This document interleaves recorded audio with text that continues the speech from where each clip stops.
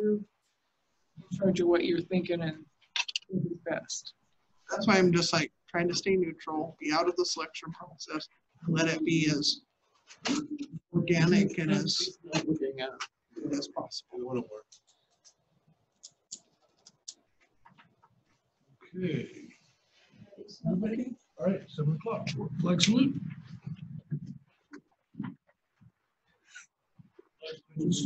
Flag, United States of America, to the republic for which it stands, one nation, under God, indivisible, with liberty and justice for all. Right. Consent agenda for the minutes dated July 14th. Accept. We want a motion. Okay. Smith moved and seconded. Motion seconded. All in favor? Aye. Aye. Okay, no changes. There's no four. More. There's four. Okay, it's item 01. Public hearing is now open. This is a quasi-judicial land use hearing. The subject of the hearing is a request for historic resource review. Subject property is identified as a county. Did I switch them? That is the 7:30 item. God, I thought I had these in order.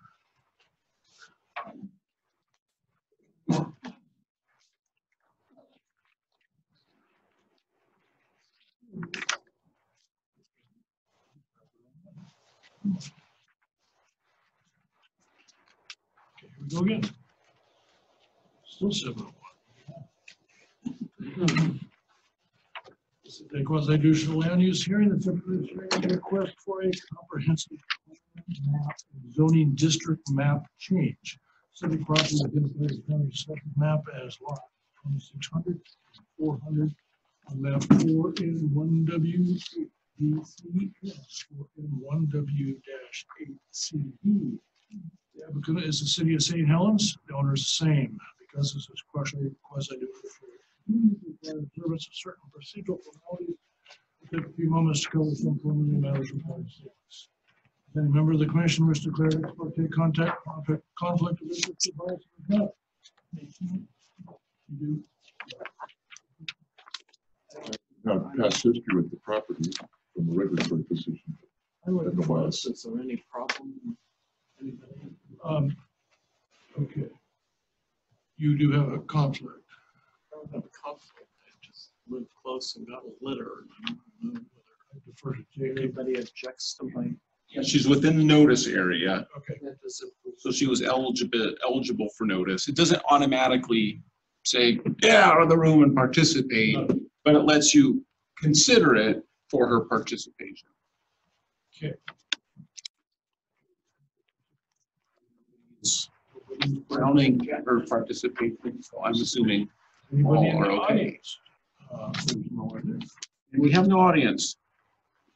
Okay, generally the order of procedures will be as follows. Regarding statements, staff report, applicant's presentation. Those in favor of the application, neutral. Those opposed, rebuttal. Final questions, close the record, deliberations and decisions. Following statements are required to be made in the commencement of the next meeting. Following is a list of applicable standard substantive criteria for this decision. St. Helens Municipal Code 17.20.120. 1.2. Standard for legislative decisions. Arguments and evidence must be raised with regard to the criteria of the same other criteria in the plan, such as that is from the development code, which the person believes applies to the decision. Failure to raise an issue, including constitutional or other issues relating to the proposed conditions of approval in this meeting, in person or in writing. Failure to raise an issue accompanied by the statements or evidence sufficient to afford the approving authority an opportunity to respond to the issue precludes appeal. LUBA, Land Use Board of Appeals, on that issue, precludes an action for damages in circuit courts. And then we have a staff report. Thank you, Mr. Chairman. I am going to share my screen.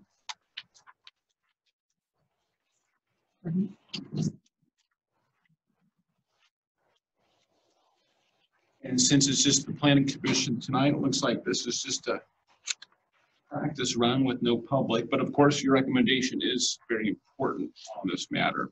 So let's start here. May I ask a favor? I grabbed the wrong packet when I left home. Is there one I can look on? Yep. Thank you. I guess I need to clean my office. So Thank you so much. thank you for having a packet. We have a series of slides. A lot of these are ones most of you have seen since we've been talking about this off and on for a little while now. A little bit of updates though from some of those past ones. For the first one, just in case you forgot where we're at or anybody watching this video, this property is on Millard Road, roughly where that red arrow is right there. So that's generally where we're at. This next slide, a real photo of the property highlighted in yellow there. If we take a closer look at some of the characteristics, we can see that it's a little more than 20 acres total. We're located between Maple Street here on the north side and then Millard Road on the south side, and then note Chase Road and South Division on the west and east sides respectively. There's potential access from Chase Road and guaranteed utility access there. So there's a couple ways we can get utilities in there. Not germane to the zone change, but it's a good thing to be aware of at least. And one thing about this Chase Road access is if you extended that across this property, it would divide it into this southerly third and this northerly 2/3. And a lot of times when we talk about this property, we call it the hospital property. For most of you, you probably remember, I don't know, 15 years ago or so, within 15 years, the Columbia Health District was formed. It taxed property owners to build a hospital. This was the site, and it didn't work out. And that's how we ended up with the property. I'll talk a little bit about that later. But the hospital property is only the southern third of this site, not the entire thing. The property is vacant except for some flat work for the hospital that was around there, and frontage improvements along Millard Road. Oh, and then there's a wooden bridge over the creek that's been there for a much longer time than the improvements we just talked about here over closer to Maple Street. Surrounding uses are residential with a church here or there. So the next slide is a letter that we sent out in May notifying property owners of public forums. This is a public forum we had to discuss our zoning options. And the reason that we talked about this is one thing, when we have actions such as zone changes, we have to think about citizen involvement. And in this case, you know, we had a lot of meetings leading up to this public hearing today, and this was the first one in here. So I thought this letter was a good thing to show some of those efforts. So that was, the public forum was in June.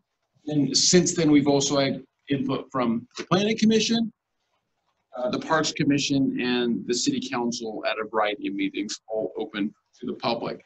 It's discussed more in the staff report if you really want to dig deep. The next slide, this is something from the Board of County Commissioners when we had that first public forum. And it basically says that they support rezoning to mixed use. And fortunately, the board is still the same and should be the same by the time we adopt this. This is when the property was still owned in the county, right? No, this is after After we acquired it. Yeah, this is in 2018. I can't remember when we got it. It was annexed in 2009 or so, maybe 2008. And we've had it for, well, we got it sometime between 2015 and 18. But it was annexed before it was the hospital property. It was actually annexed because of the hospital project for a connection to our sanitary sewer. Couldn't remember the timing of everything. Okay. And the significance of support from the Board of County Commissioners is the county had to deal with the backlash when the health district dissolved and all the citizens were like, where's our money? Where's our money? And they actually owned the property for a period of time before they looked at the laws and said, well, it's annexed, this goes to the city. And now the hot potato is ours. So let's go back in history a little bit. This is a comprehensive plan map. And if you look at the date on the bottom right-hand corner, you'll see 1978. When disco was still popular, polyester suits were a thing, different time period. So that goes back a ways. The property's been in city limits about 10 years. And obviously this is well beyond that, being 42 years. But it's been, and just to highlight, there's the property right there. The point of this map is to show that it's been within the St. Helens urban growth boundary since the beginning of our urban growth boundary days. Oregon Senate Bill 100, which established the modern land use system in the state, was in '73, and this is a reaction to that bill. So it's been public lands for a long time. And because it's public lands here, when we annexed it in 2008-9 or so, that's why it was zoned that, because our comprehensive plan indicated it as such. And the public lands designation, I believe it was designated that back here in the disco days because it was owned by the school district. And the school district did use the property, but not to build a school. They actually used it for wetland mitigation projects for other schools.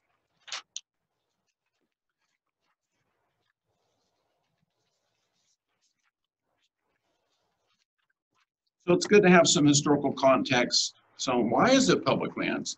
And there's a little explanation there. So if we look at the current zoning a little bit, not surprisingly, most of it's blue.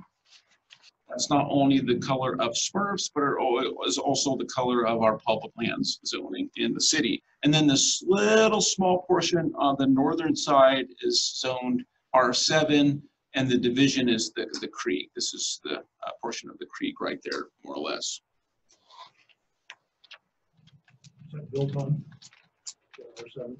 No, it's pretty encumbered with topography, floodplain, wetlands. If you went by there and go, that's not the most developable portion. So there's our zoning.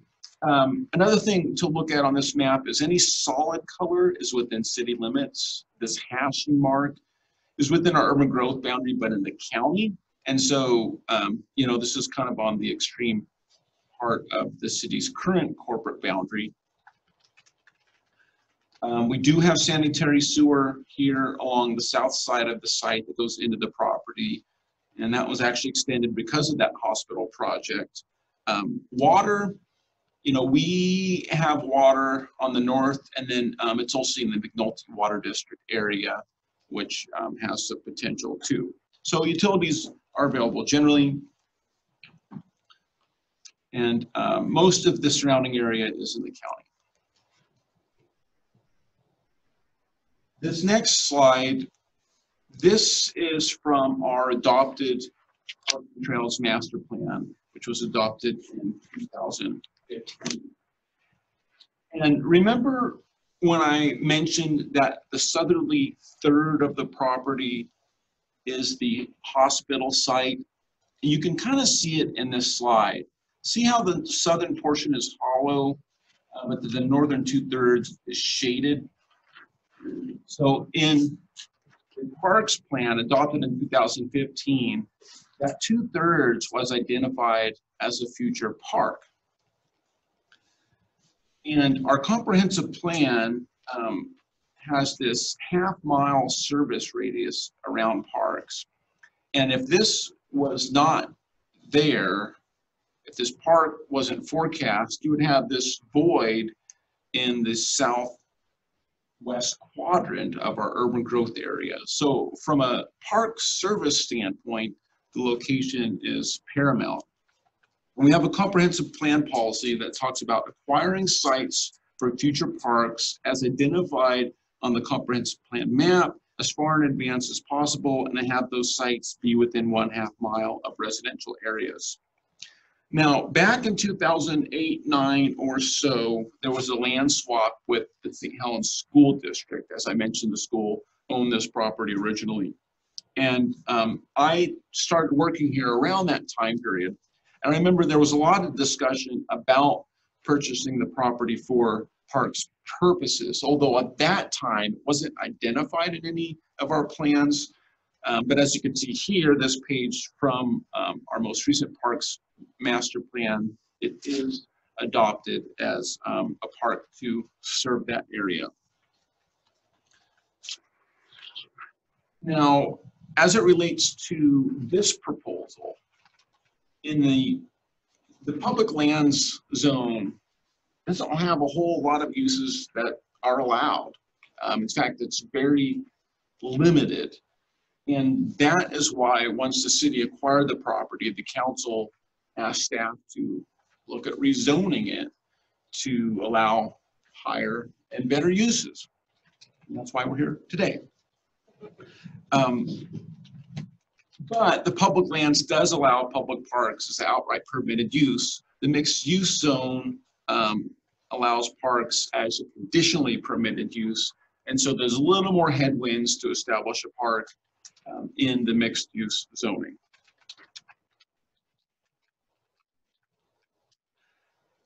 Now, these next two slides, and it shows the same property, but it's north is now to your left.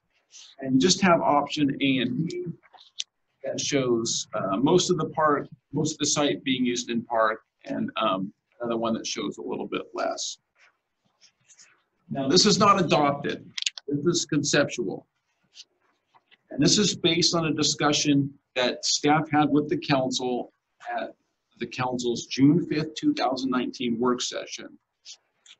And the direction from the council at that time was to rezone the property mixed use, retaining some public lands, and to have a master plan to help determine what that public lands core will be for the purpose of future parks planning. And so these two slides reflect an effort with a consulting firm to develop these concepts. These were worked out with the Parks Commission.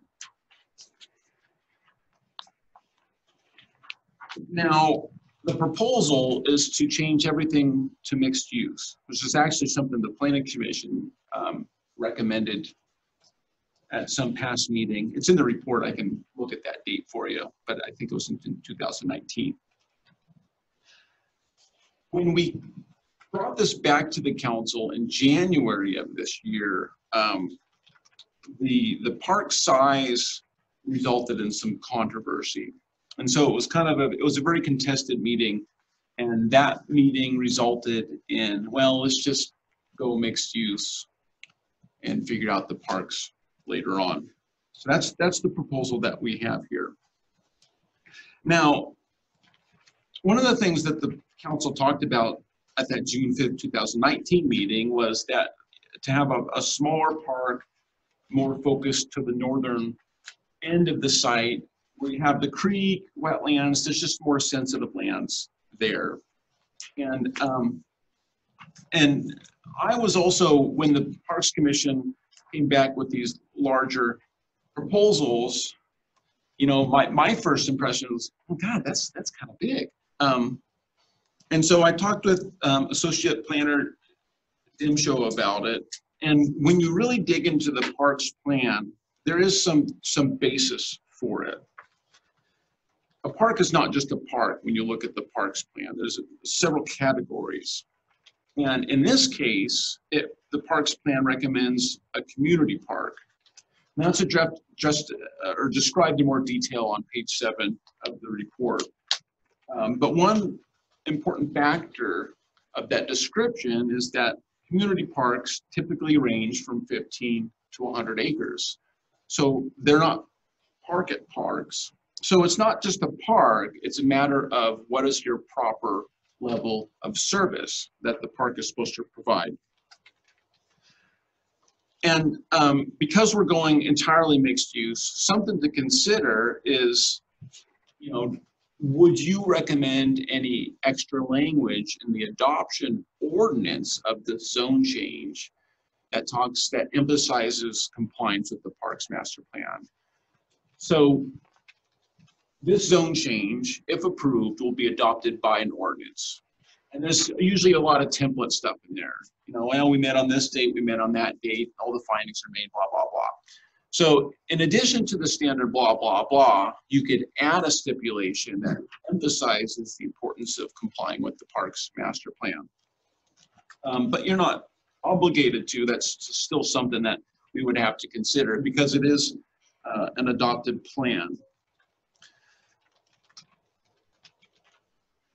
There's other things you could recommend too, or there's other ways to take care of it. The parks master plan could be amended to pick a different property in that area that the city owns. Or you could recommend getting rid of the half-mile rule altogether. There's all kinds of interesting things. And I talk about that a little bit on page 9. So that's something to kind of scratch your head about. But ultimately, regardless of the zone change, it's going to be in the city's best interest to make sure that reserving that park does not become a land use decision. So that scenario would be, okay, well, we sell the property to Joe Blow. Joe Blow says, okay, well, I want to put a housing development on there. And we say, okay, well, per our plans, you need to reserve a park. And then Joe Blow says, well, it's my property. I don't want to reserve a park. And then it becomes a land use battle, takings, you're taking all the use of my land.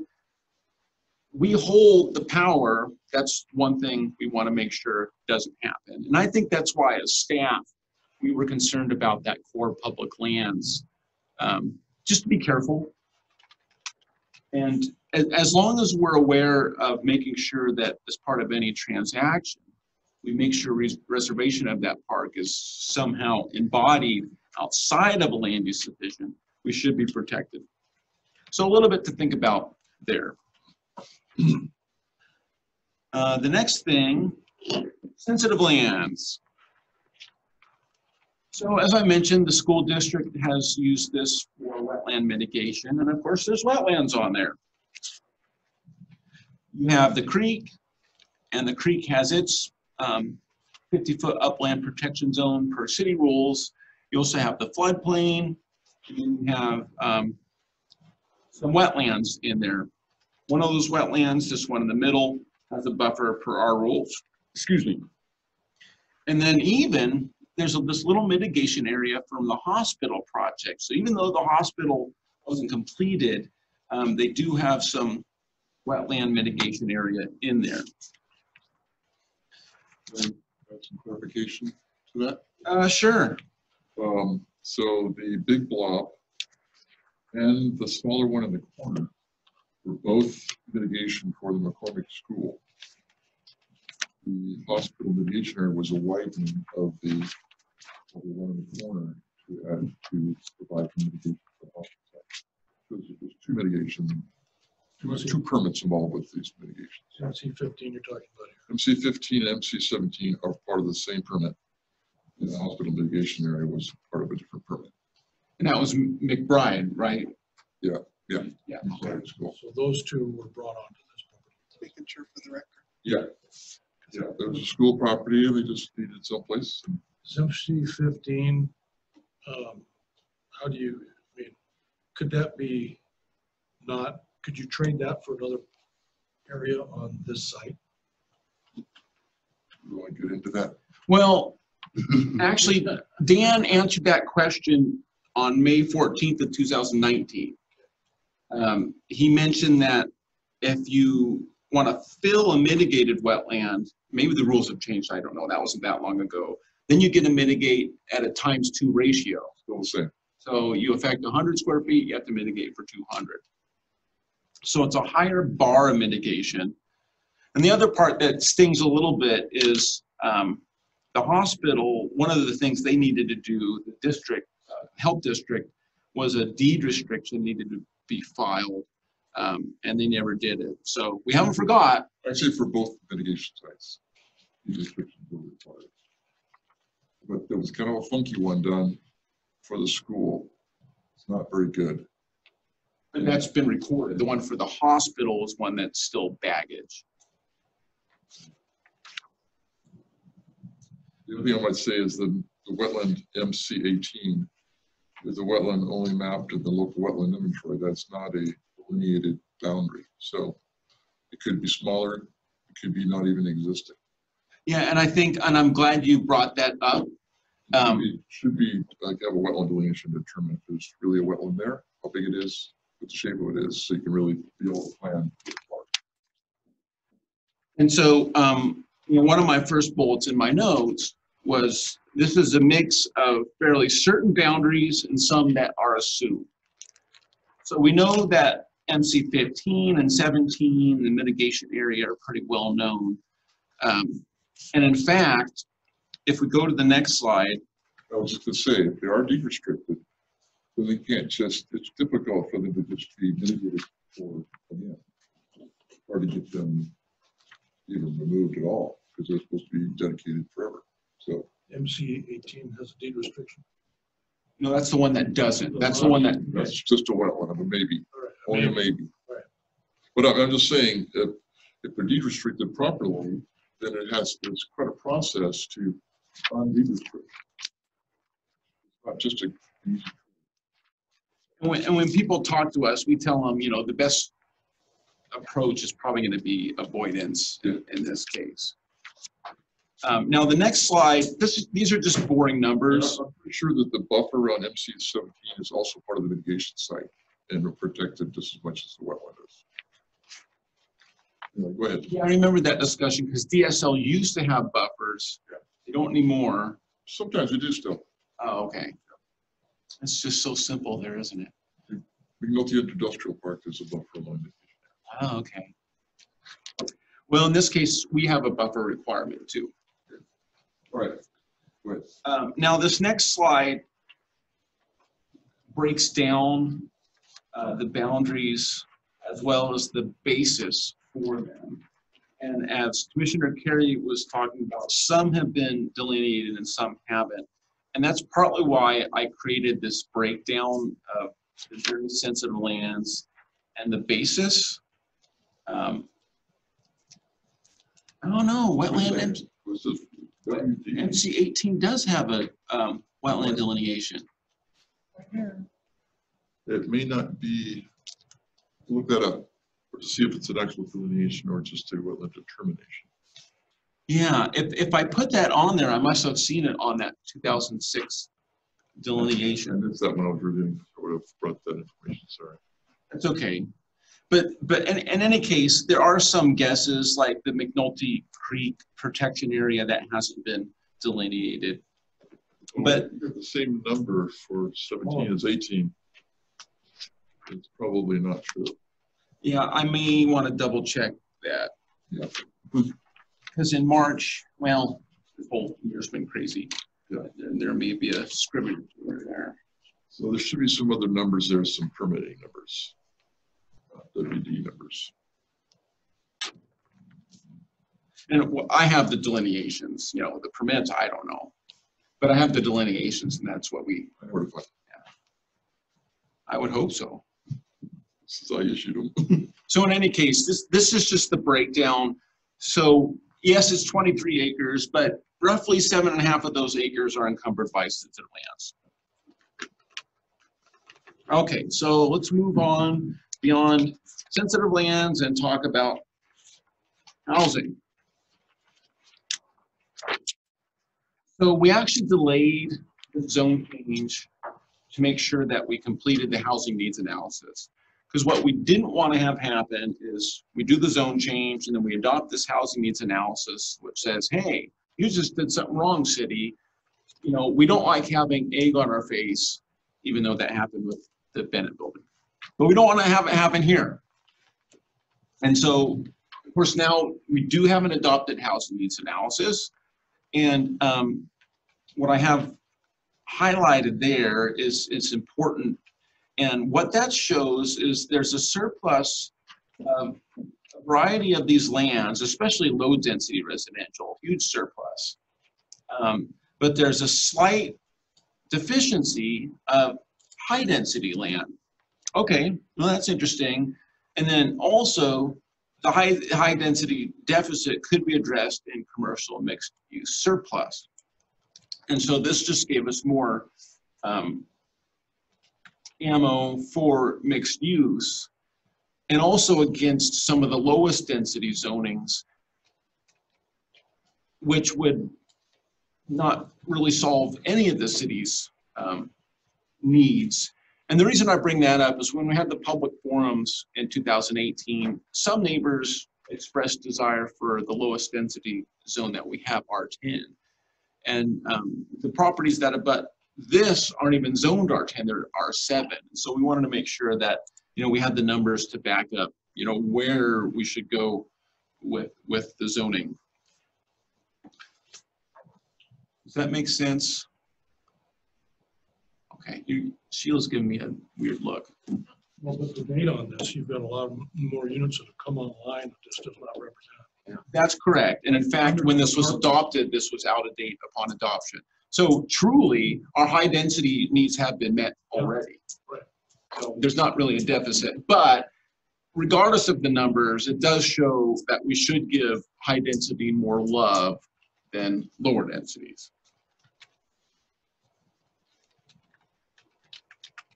So that is housing. So let's look at some zoning comparisons. Now, this is the same slide that we used in the public forum and since. And it is a generalization, but we just wanted to highlight some things. So mixed use zone, as shown here, you know, all your typical residential uses, detached single-family dwellings, attached single-family dwellings, duplexes are all permitted uses. Apartments are possible with a conditional use permit. RV parks are also possible. Public parks, remember we talked about that, there's conditionally permitted. And then even some commercial uses. There's a lot of variety. And the nice thing about the mixed use designation is it allows a variety of things and lets the market help determine what's appropriate. And because it's a unique property with its encumbrances, its location, I think that mixed use category gives that flexibility. So anyways, that's that. This next slide is new. You have not seen this. Just one clarity on that, the colors here, the reds are not available. Not permitted, that's correct, yeah. Thank you. Yeah, permitted is P with green, so green light. Conditionally permitted is the yellow light, and then red means no. This letter here was not in your report. As you can see, we received it yesterday. This is from the Fair Housing Council. And the Fair Housing Council, for several years, they looked at proposals submitted to the state. We always have to submit our stuff to the state, and they're kind of the watchdog to make sure that jurisdictions are addressing their housing findings properly. And luckily, we have a housing needs analysis, so we don't have to tap dance our way around that. And they did agree with how we met our findings, and goal 10 is the housing goal in the state. But they do talk about encouraging strategies to further housing opportunities. But it's always good to have the housing Fair Housing Council on your side. So just some wrap-up issues not addressed in any slides. One of the things in our comprehensive plan is our economic opportunities analysis, and that's just a study to make sure we're not shooting on ourselves in the foot as far as our employment lands, industrial and commercial. And it's public lands now, which doesn't have a lot of uses, and is mixed use. You could have commercial, so that's easy. It has a greater potential for employment uses. Our transportation systems plan.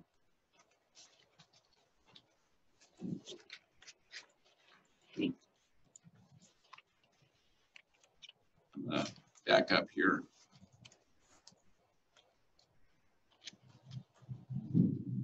Our transportation systems plan shows a collector street going through the middle of this property. How feasible that's going to be, I don't know. But for the purposes of the zone change, it's possible regardless. So it's kind of neutral on that. As far as traffic studies, we're supposed to address the transportation planning rule for zone changes. There's a bunch of numbers in there if you want to dig into that, but we kind of found that that wasn't an issue. Spot zoning. We always have to make sure we're not doing one of those spot zones. And there's two quick questions in there. There's a compatibility question with surrounding uses and whether or not it furthers the comprehensive plan. It certainly advances the housing aspects of our comprehensive plan as well as our employment lands goals. Maybe a half step back for the parks plan, although park is still possible. So, and because it is a large property and it's zoned something different now, you know, nothing's public lands around it. So it's kind of a node, if you will. And that's why we believe it's not a spot zone.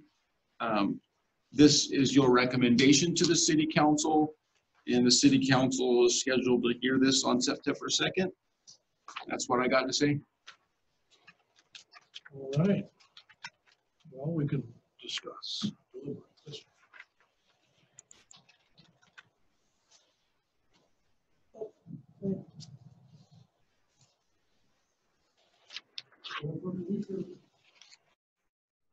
I have a couple questions. Jacob, how much do you have to look at the future as far as when you look at the zoning change, the potential impact on transportation and services, especially when you're talking about a mixed use where you might have apartments, that type of thing. Does transportation, as far as availability for public services, come into play? That's a good question. So in the transportation analysis world, there's studies required for changing the colors on the map, and then there's requirements for actual proposals. And we looked at a variety of potential uses, because when you're changing zoning, it's all hypothetical. And so we kind of looked at those numbers. And the good thing about our public land zone is it allows hospitals. And so there are some potential higher traffic uses. And when you compare other potential reasonably anticipated uses, you know, there's a fairly even Steven, as far as hypothetical traffic impact. Also, the closest intersection of significance is Millard and US 30, and ODOT is proposing to put a signal there. It is a project that is, it's forecast to start construction, I think, next year. And that would address any zoning deficiency from this. So if let's say apartments were proposed, that would probably trigger a traffic analysis based on the exact details of that proposal, so it can be discovered based on more real world situation. And then as far as utilities, you know, we have water and sewer there. It doesn't seem like that as an issue.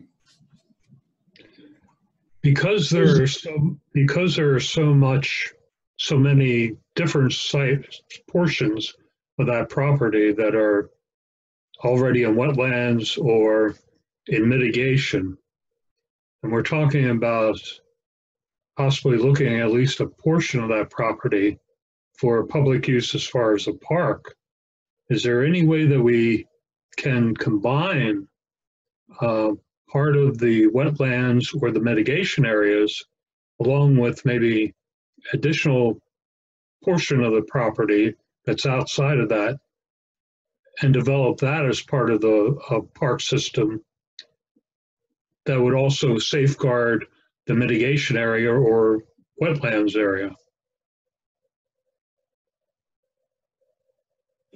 When we were talking about retaining some of it as public lands, the idea then was to reserve the portion closest to the creek where you have more topography, you have the floodplain, you have those wetlands as the core park area where most of your sensitive lands are. But yeah, certainly they could be incorporated. But remember, it's not just a park. A community park has a level of service that needs to be ascertained as well. And so to achieve that, you're going to need more than just your sensitive lands. So what other services like restrooms or something beyond that? All of your park amenities.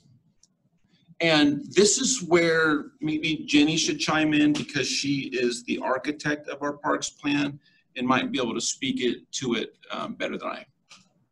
Jacob, could you pull up option 2 of the plan again? It's the smaller park.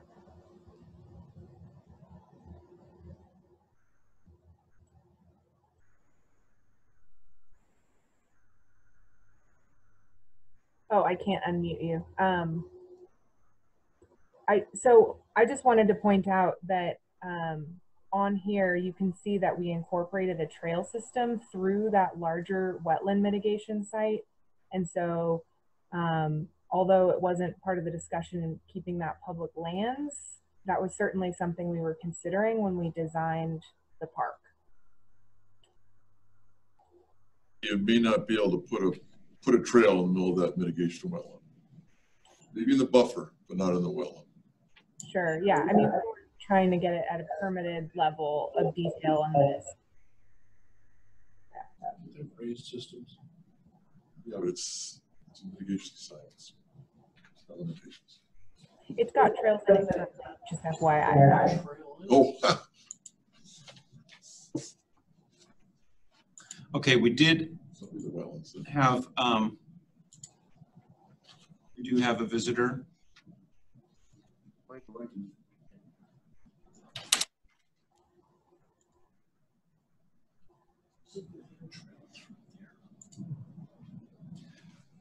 Okay, so do you need to share screen up anymore, Jenny?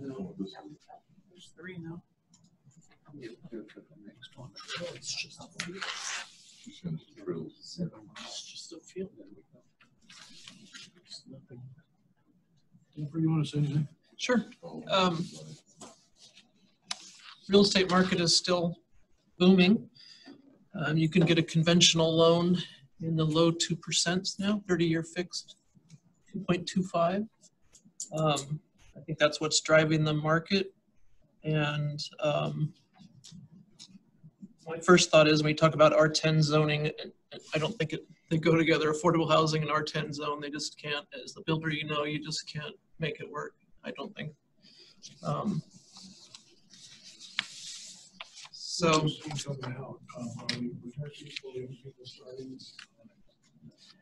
What's the push out here? Mixed, not seeing it's more moving seems to be within the state than out of state buyers, at least for us. So, but it is still very, very active. Generally in an election year, interest rates don't change very much, but this is an odd year, so. Well, is COVID affecting it? Because I know where one of my daughters lives and it's the middle of nowhere in Idaho. People are. Jacob, do you know that? For mixed use, does, I'm sorry, I'm still reflecting on what we just said. you're having PTSD over there. That's gonna be on the video, isn't it? We're gonna have a show, right? I'm sorry, good question. Does McNulty Water allow commercial customers? That's an excellent question. You, So I believe they would, as long as they have capacity. Now, the city and McNulty have what's called an urban services agreement, since we're two water providers. And that agreement is something to make sure two water providers get along. And in our agreement, it says who provides service to what. And in regards to commercial properties along the highway, for example, it says that upon annexation, when our water is available, that we will serve those.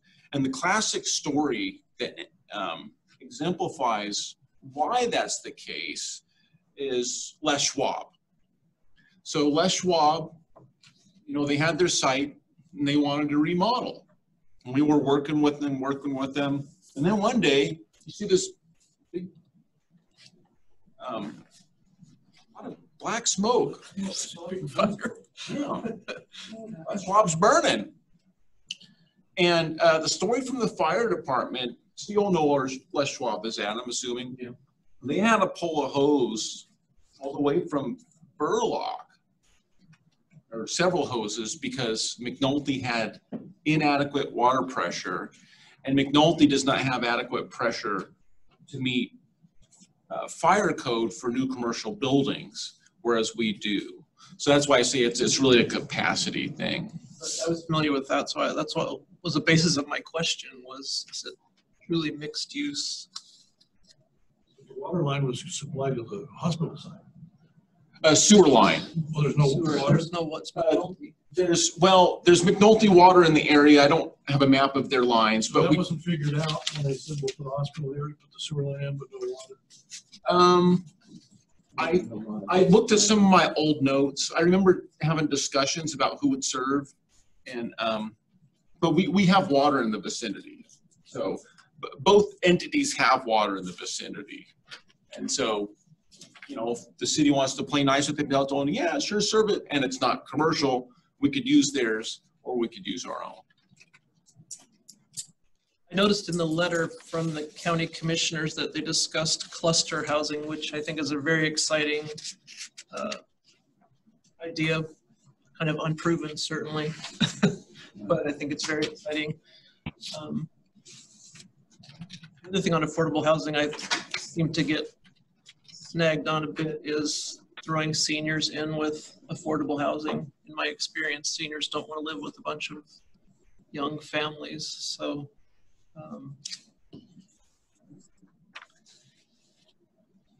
The site is very interesting as far as developing it for housing, I see, and getting around the wetlands and such. But driving through to a park in the far end, if there's no outlet, may create some more traffic, but that would have to be, if Chase Road could be used, that could be a circular motion of traffic. Parking would probably have to be a little bigger. I mean, they had a ball field in here, or two ball fields in the previous one. And remember, that's conceptual. Yeah, well, I don't, there's not enough parking for anything like that. For two ball there was considerable neighborhood pushback on a big park. on a big park. When those images came out, we had testimony in council meeting against having a large park at that location. Just FYI. I was just trying to think of all the different uses, residential type uses, kind of what I was getting at is. No, it's that first half that's not colored on this second plan. Great residential site. Meandering roads through there. I don't know. I don't want to let him in. I don't know who Shirley is. Logistically, I messaged them personally and asked if they were here for a hearing. I think this meeting was set up to not automatically mute participants on entry, and so that was the flaw in creating the meeting. So they had free reign to unmute themselves. And so I'm asking Shirley if they're here for a hearing. And if I don't get a response, I don't think we should let anybody in. Just that's my suggestion. Ask them for what hearing? Yeah, that's a, If she that's responds. a good point. Yeah, what hearing are you here to see? Yeah, yeah. Because if they don't know, if they're not here. Yeah, I'm not getting a response. So I'm just, Shirley's friends already left. So no more bad language or lewd photos. Imagine if you had to put that in the record. Transcribe all that. I don't know. Interesting technology. And I look forward to it going away as soon as we can all get healthy again. Here, here. They don't have to decide the zoning. They don't have to draw lines. That's correct, yeah. Today's the zoning. There's a lot of things, you know, that we'll have to think about. But ultimately, as public lands, there's not a lot of use. And so to expand the potential uses and really the potential of the property, we have to change the color on the map. So it seems like if we talked about, or you talked about that a community park was kind of the original proposed kind of park for this location. Yeah, and that's what's identified in our Parks and Trails Master Plan. And the only way you can do a community park is to have the bigger plan, really, right? That's the only thing that has multiple uses. The little plan really doesn't have the, you know, the soccer fields and the ball fields that everybody wants for a community park. And it may be a matter of redoing our Parks Master Plan. Community park. Community. How minimal can a community park be? Because it said it was supposed to be like 15 to. Well, it says acres, typically 15 to 100 acres. Yeah. But yeah, that's a lot of the. It's a lot of the park. Other property that has been referred to. There's been other conversations about another parcel property that the city owns. The Ross Road property. Yes, how big is that property? And what are its encumbrances? I don't know, because the problem is it's been this basic discussion, but it's never really analyzed that close. And that's why going back and looking at the Parks Master To Plan really look again. at what makes sense as Yeah. opposed to making a knee-jerk reaction one way or it's the other. also not in city limits. I would just add that. How do we own property that's not in city limits? We can. We own property that's not even in our urban growth area because it's the old watershed.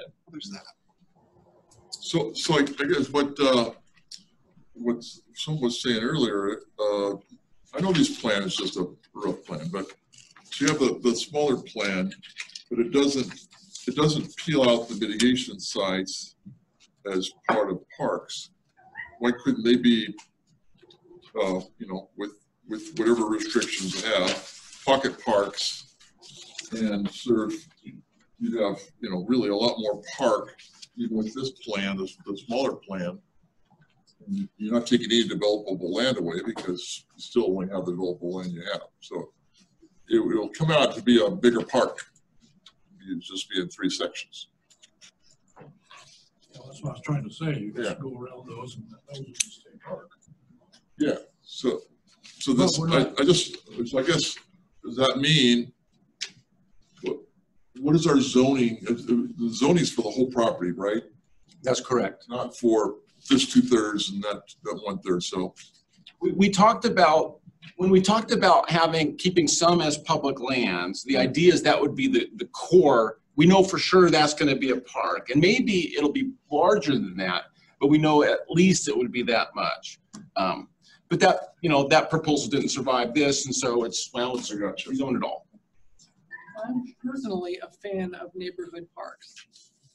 And I don't think that means that there needs to be a park in every 2 blocks or so on, but neighborhood parks are valuable.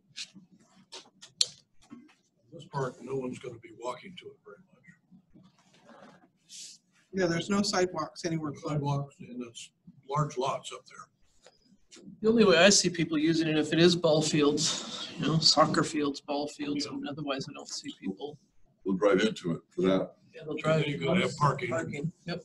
So the people who live around that area. Well, Jacob, we don't have to identify specific areas for a park tonight, right? That comes later, right? That's correct. So if we were to make a motion to adopt or recommend adopt the proposal, and we have the clause that we would like to see remain in compliance with in part with the city's parks master plan, when that sort of throw it into the future and get somebody else talking about the specifics about how the area might be used for a park? Yes. So so really us discussing the feasibility of a pocket park versus a larger facility is really out of our realm tonight.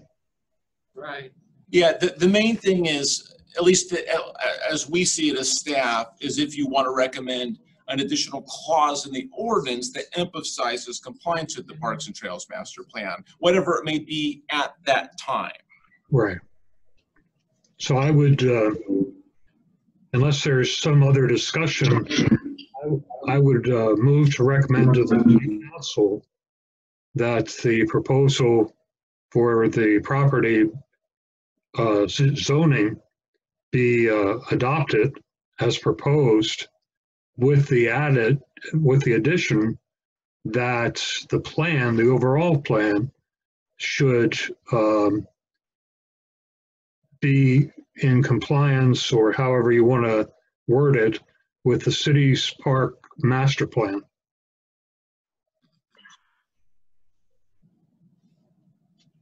Does that master plan fit? Yeah, and that's a motion, so. Okay, Yeah, no, a I- motion, I'll second it. So does that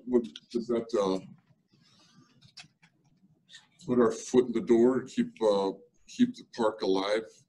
Well, and the reason for the emphasis is, you know, the councils can change, and sometimes councils can get loud and rambunctious, and, you know, things happen with politics. And so we just want to make sure that we have, as staff, as many things as possible to go, well, here's what happened, especially as councils change over a time. Because new people get in, they're focused on new stuff, and new stuff is great, but when you have a series of actions over the course of years based on adopted plans, if you're going to start taking a different street, you want to make sure you have enough that shows it can be justified. Okay, it's been motioned. We'll just reserve it though as a park Somewhere? area. It gives us that stipulation in the ordinance. So let's say it wasn't in the ordinance. We can still say, hey, look, this is in our comprehensive plan. We're supposed to adhere to this. But if it's also highlighted in the zone change ordinance, it's just one more tool that we have as staff to help shed the light on things, basically. So can we use the word must include park for the master plan? Sure. Does that make it stronger to have to then? It's not a maybe. Those 23 acres zoned MU just be sold eventually, just straight across to anybody? Sure. Yeah. That's why I talk about, we don't want to preserve the park sell it and then, we're going to try to get it as a condition. We want to make sure that while we hold the ball, that we do what we can to reserve it.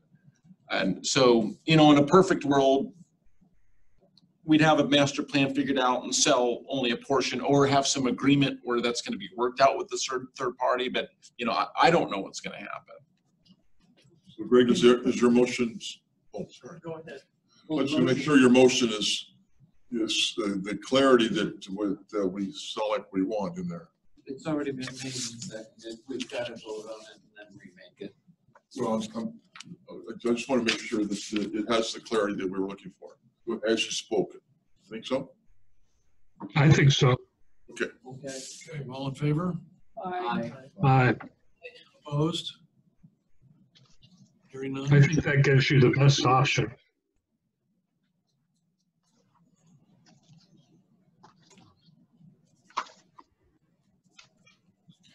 Cool. We don't need a signature because that's a recommendation going to the council, so. Glad that one is moving.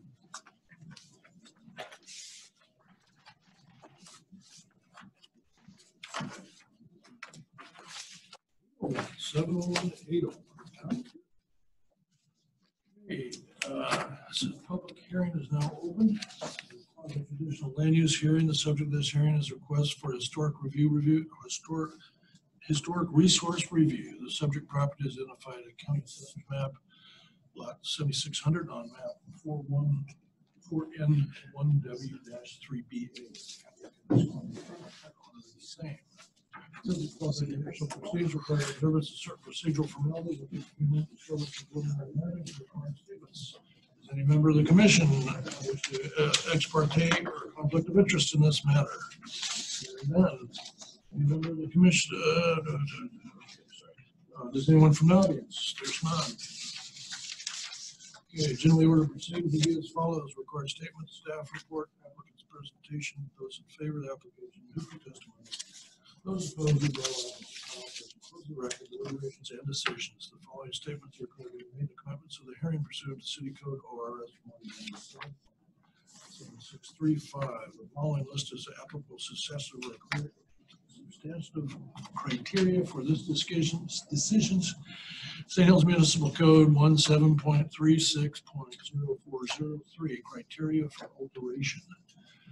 All testimony, arguments, and evidence must be directed towards the applicable substantive criteria as described or other criteria in the plan, such as comprehensive plan or land use regulations, such as that found development code, which the person believes applies to the decision. They raise an issue, including constitutional or other issues relating to the proposed conditions of approval in this hearing, in person or in writing, or failure to raise an issue accompanied by statements or evidence sufficient to afford the approving authority an opportunity to respond to the issue, precludes appeal to LUBA, Land Use Board of Appeals, on that issue. That precludes an action or damages of circuit court. All right, is Jenny, who's doing this one? Jenny. Jenny. Great. Thank you, Mr. Chairman. So tonight we're looking at the courthouse, and you may have already seen some of the improvements out there. This was actually similar to the city's process with the utility billing. They did some of the work and then are coming to you after the fact. Fortunately, in this case, I think you will be pleased, or I hope so. So we're looking at the county courthouse, the original county courthouse, and this is a designated landmark. So it's a locally designated landmark within the historic district. So unlike the Bennett building, in this case, we actually have a higher bar for historic review, and that's why we actually have a public hearing. You just read a script. It's no longer just a simple review of architectural guidelines. Like, this is a landmark. So that's kind of the distinction here. The last time we did one of these was the kiosk that we installed on the courthouse plaza. I think that was about 1.5 years, maybe 2 years ago. So here we are again. So the proposal is a replacement of some non-historic doors. So the original doors, I'll scroll to this. We have a black and white photo of the original doors here. I don't believe they've been altered since they were installed in this photo. And fortunately, Casey Garrett over at the county had this photo given to the fabricators of those doors. And so they were very familiar with what they were trying to recreate with the new door installation. And then this is what was there most recently. So Casey believes that these were installed sometime in the 80s. These are aluminum sash windows. There's a couple important things I want to point out about these non-historic doors that were installed in the 80s. One is this kind of fake window at the top. Obviously, that's not a historic window. And then I also wanted to point out these lights on the side. So the left and the right have some historic lights that are important to preserve, and at the top as well. So I will now scroll to what's installed and flip it here. So this is a close-up of what it looks like today. And so our criteria have us look at a couple kind of common sense things, but I'll just point out the important parts that are relevant. I don't need to go through each one of these criteria. A lot of them are just kind of common sense. First is the fact that this entry is recessed. So that's not changing. That's a pretty significant characteristic of the entry to the courthouse, is this kind of set back entry. Obviously that's not changing with this proposal. So that's really important. And then the other is, I noted the lights on the left and the right and the top. So this installation of the new door got rid of that kind of fake transom window that I mentioned the aluminum windows had here. So it restored the original proportionality of the doors, which is great.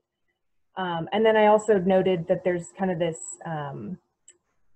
what did I call it? A panel door design that the original doors had. So this kind of set in panel matches the panels on the left and the right, which is a historic character of the original doors.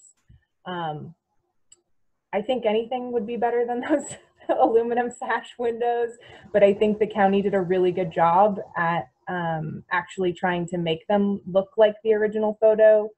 And so, you know, unless there are other questions, that's kind of the proposal. They're already installed. I also wanted to mention that the material used on the door is a white oak as opposed to aluminum, which is a more, you know, traditional historic material. White oak is common in this area. Really, I think that's all I had to say. So I'll open it up. Any questions?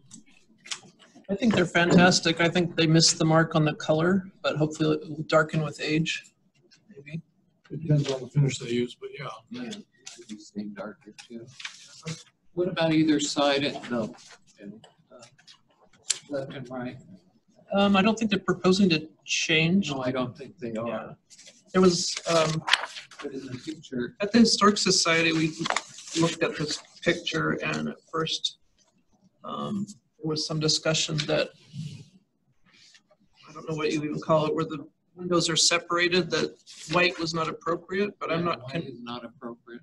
I agree that white is not Well, appropriate. they could strip the paint off Yeah. of existing, but then you I'm not convinced that that isn't a light color on the.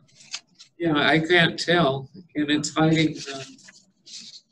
If you compare the light color around the door to the windows, it almost looks like a light. So I think they did a great job. Yeah. county learned their. Not really, because they brought it to us after the fact. No, I mean, They that's didn't- just another way to get used to that, but next time. Let's hope. Well, the city and no other Third county. time's a Give charm. them a double permit fee. Double permit.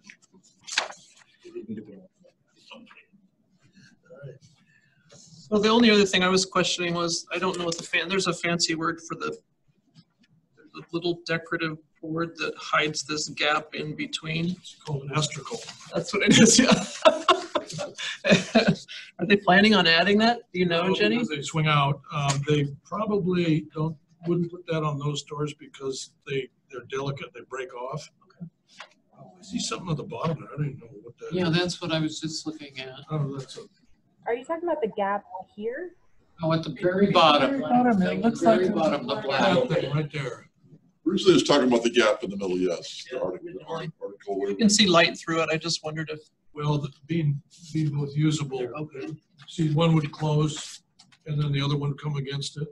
Dang it. And so you have to have one as the operator and one fixed if there is an asteroid to be on that. So they're both operators and they can operate at either time without hitting each other.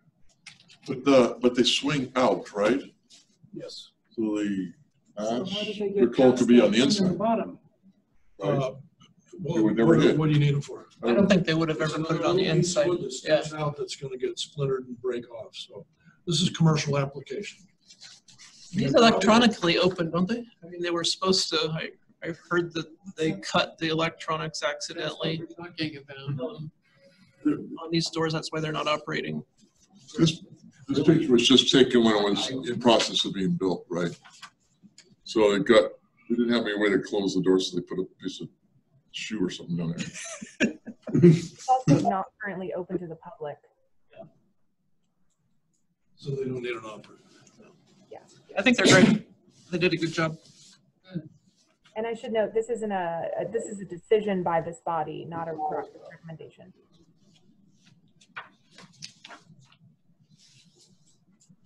So, okay, what do we need? What do we need? I think it's easy. Yeah. I think it's great. Okay, it's great. Motion? Motion to bring back, everybody group signature next meeting, no? Question about the white versus the historic dark. You didn't hear what she just said? Did you run that by her? I couldn't hear the question. So, I have, the comment I'm making is that the historical photograph shows all the wood covered with a dark color. I'm not convinced of that. That's not just a shadow. Black and white thing.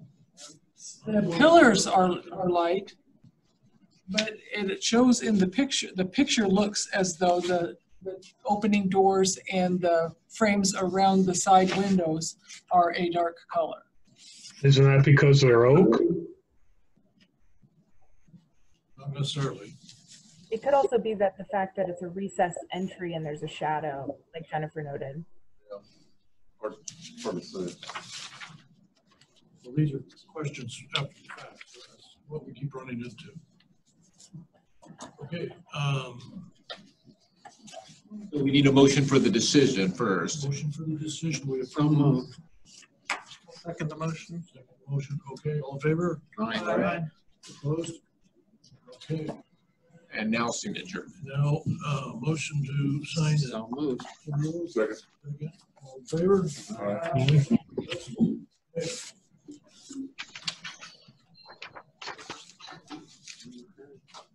Keep them.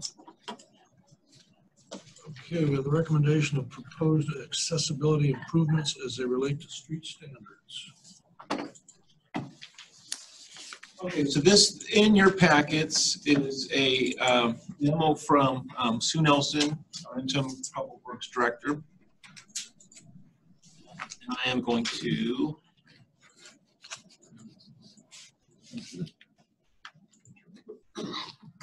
share my screen here.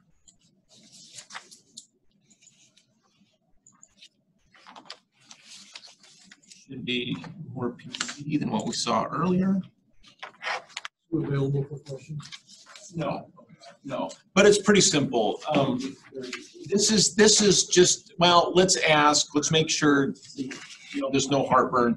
So there are several places in the city where Public Works is looking at replacing / improving wheelchair access ramps. And this is a question that the Planning Commission has been asked of several times over the last couple years, including for our most recent review by Mr. Hubbard. And whether or not these improvements should trigger corridor or riverfront connector plan standards. So there's two in question. There's this one here in the corner of 4th and St. Helens Street. That one is within the corridor plan, which we adopted in 2014 or so. And then there's two right here on First and Plaza. That's in the most recent riverfront connector. And in both cases, includes the bulb out. And there's some illustrations in here.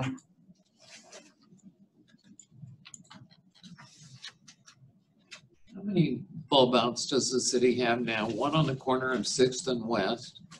Not many. So we're gonna really look weird with just here and there and everywhere. So, and that's the question. So the planning commission has been pretty consistent where if we have intact sidewalks, that subtle improvements doesn't trigger the newer frontage improvements. No, it doesn't. And the main thing here is to increase the accessibility of our infrastructure. And basically, we just want to make sure that putting those in without doing much more improvements to the corridor plan is not going to create heartburn amongst this group. So 4th Street is one of those. And then those ones here are another. So I would like to comment on a personal level. I have a husband who uses a mobility device to get around. When this right here is shown, it's pretty good. Some places there's a large lip to get up, and for the person in a mobility device, they've got little wheels on the bottom. So if it's too big a bump, it's more difficult for the mobility device to get up the lip. And they're still making it ADA accessible. It's a matter of bulb out where these are at. Yeah, so basically, we want to get these, we want to improve the ADA accessibility because we've received some comments.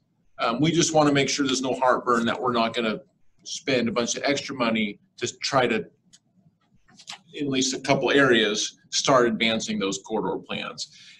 When there's a much larger project, those couple ADA ramps will need to be redone. It's easy enough if they're at the corners anyway. The corner where you're crossing one street to get to the other street, those are They're putting easy those for the user. Every time you put those in, it makes the user better. Yeah, and we're just trying to accommodate the user. So that's the question. Yeah, I think these are necessary. I think my question to Sue, a lot of these have utilities and water and sewer, or storm sewer mostly, to be moved to accommodate what they're doing. Could they be moved in such a way where when the bulb out is done, you don't have to move them again? I think that's an excellent comment. Yeah. And it wouldn't be easy. I mean, it'd be easy now if you're moving them, so that's done. They don't have to tear it up. I didn't catch the theory to move them now for this even. Okay, I like that. It's mostly storm sewers. That but- makes sense. I think sometimes when these old historic events were done, they were not done by today's standards. I know somebody personally that has gone off a curb in a power chair and was hospitalized for over a month. So you don't think those curbs are that big, but when someone has no use and you have an electric wheelchair coming up on you, there's no way you can break your fall. Well, we're not talking I mean, that's why they're getting wider. Oh, I think it's all fine, but I'm saying, Yeah. if we're moving a storm sewer for this particular project, let's make sure it's for the long-term project and put it in the right location now. And when we tear this out, put the bulb out in, it's already done. Yeah, makes sense. But I'm one of the heartburn folks that we've got this great corridor plan for this nice look. We have these developments that come in and we're not having them build, the new plan. But one chunk out in the middle of nowhere could be a traffic hazard. I get that. But this is the great compromise that I guess what I'm saying is that, his project will, developing it as you're going to develop it, prevent us from doing the bulb out in the future. I wouldn't want to approve something like that. So it'd be a big, expensive change to change it to the new design. And by changing the stormwater in the first place, you're already set up for it. That's good. Yeah. Well, the plan we adopted, what, 5 years ago, and how many bulb outs do we have? I can name one. Well, 5 years isn't much in the life of a city. Well, I understand that, but to put one here and one there, you know, that's like throwing rose petals. You got to Hit and miss. It'll have to be a big project. for option. Where you see them and they look good is when it's all put in and you've got continuity. Yes. But we just got, oh, that's a good idea. And I think that's where one of Sue's, what she talks about in there is Right. continuity. No, I read what she said, but I was already on that page before. I agree. It's really a courtesy to this group, just to, And I here's, understand we're that. doing something and. I understand that. Don't forget the plan. It's a good plan. Well, the plan is good, but when it's just done, you know. Yeah. Go It's to gonna take a Camus big and chunk of take a money. look, guys. Yeah, I I know. think- I think We'll about probably it. see, sorry. Talking over you. Yeah. Put a They look street good too. Yeah. Good river. Got big federal money. Yeah. But even like my project, if you required me to do that, it would be half a block. Yeah, I know. It would be stopped and then very. Well, let's Gotta be. make an exception for the corner or what? Sorry, I'm A brought that bulb up. out there would be really nice. Yeah. You got school kids coming from the middle school, and you We're got adjourned. old people coming We're the other adjourned. direction. That decision is 30 days ago, so. Oh, yeah. We could use that for, you know, a perspective of what's to come. Big sign. I mean, Okay, moving on. You gonna say something, Jacob? Sure. What were you gonna say? No, I wasn't gonna say anything. Acceptance agenda, planning administrator's site design review. Lower Columbia. we have to finish this one. Do we make a motion? Do we have to make a motion on We have this? to make a Well, To approve. Everybody seems to agree with Russ's comment, so as long as everybody's like, yeah, that makes sense, Yeah. that's good enough for this one. So, did you move? If you want to, I'll second. Well, what did he We're move? gonna vote. We're not Okay. voting. We're not voting. You okay with that, Greg? Basically. I'm fine. Okay. It's funny, Greg, your voice is the loudest in this room because of the audio video. I'm trying to be low. You're booming.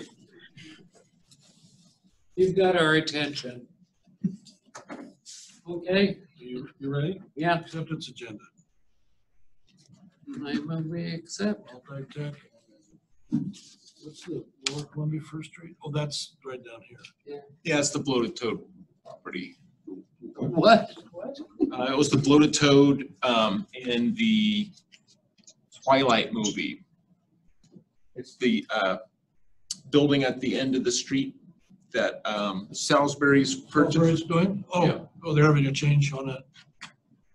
Okay. Okay, planning director decision.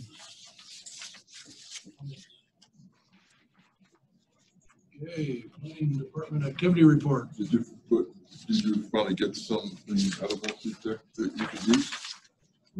For which one? Well, I don't know. One of these. Any of these. I mean, sometimes it takes a little bit of effort, but when you coax enough. Okay.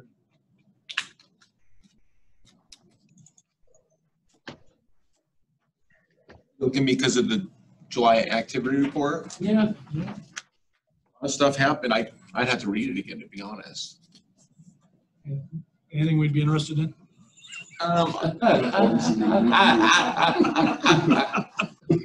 Sorry. Are they asking for update on the projects?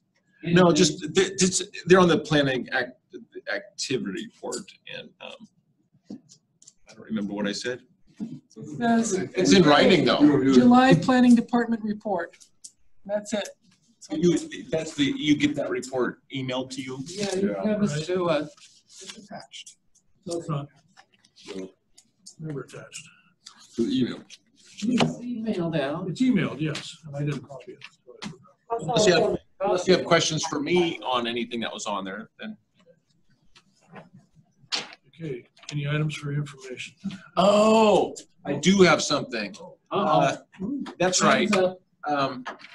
The partition that we had an epic July on, Luba. What was that? Oh, yeah, that's right, they went to Luba. Luba. They are pursuing Luba. Wow. I'm surprised. They hired a different legal firm and they're going to Luba. Yep. So that is not over. That's sad. Who is the attorney? It's a firm, Janik Ball. Paul Janik? Paul Janik. Oh, Oh, boy. that's top of the line. That is the very, yeah, I've been in court with them and yeah, they're very expensive too. So that saga will continue. So yeah, that's interesting. I did remember something. Any idea how long until they have their hearing? I don't. It could be. I was asked what Maybe it would here. take to build a dock. Yeah, I was looking at Ward's house today, where I was at. Can that So it was happen? interesting Can because the anybody beach know about that? that we're talking about is right in front of it. Well, hopefully we'll continue continue our appeals so that we will be another win in our column. Well, after Mr. Janik gets hold of you, you'll do it. We shall see. Okay.